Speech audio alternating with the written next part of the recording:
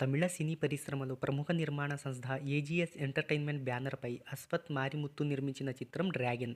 తెలుగులో Return of the Dragon అనే title పేరుతో రిలీజ్ అయింది.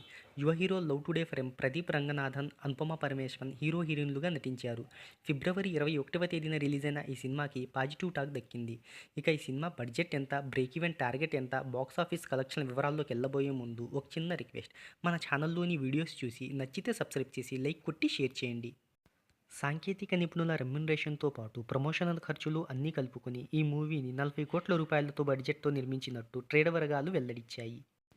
ఈ మూవీ ప్రమోషన్స్ ఒక రేంజ్‌లో చేయడం వల్ల ఈ సినిమాని ఇండియాలో 1000 స్క్రీన్స్‌ల్లో, వరల్డ్ వైడ్‌గా 1500 స్క్రీన్స్‌ల్లో రిలీజ్ చేశారు. Education, career, love, family emotions వంటి అంశాలతో తెరకెక్కిన ఈ సినిమాకు పాజిటివ్ టాక్ అనేది దక్కింది. ఇక ఈ సినిమాకి మార్నింగ్ షోకు 35%, మ్యాట్నీకి 50%, ఫస్ట్ షోకు 60%, సెకండ్ షోకు 55% ఆక్యుపెన్సీ నమోదైంది. ఇక తెలుగులో సుమారుగా 35% ఆక్యుపెన్సీ అనేది నమోదైంది. ఇక ఈ మూవీకి బాక్సాఫీస్ దగ్గర తొలి రోజు అనుకున్నంత స్థాయిలో అయితే పర్ఫార్మెన్స్ కనబడుతుంది.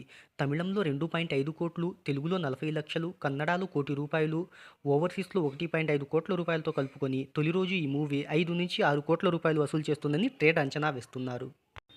ఇక ఈ డ్రాగన్ మూవీ 35 కోట్ల షేర్, 75 కోట్ల రూపాయల గ్రాస్ వసూళ్లతో బ్రేక్ ఈవెన్ టార్గెట్‌తో ప్రేక్షకుల ముందుకు వచ్చింది. ఈ వారంలో మంచి ఆక్యుపెన్సీతో పాటు మంచి కలెక్షన్లను సాధిస్తేనే మూవీ బ్రేక్ ఈవెన్ సాధించే అవకాశాలున్నాయి.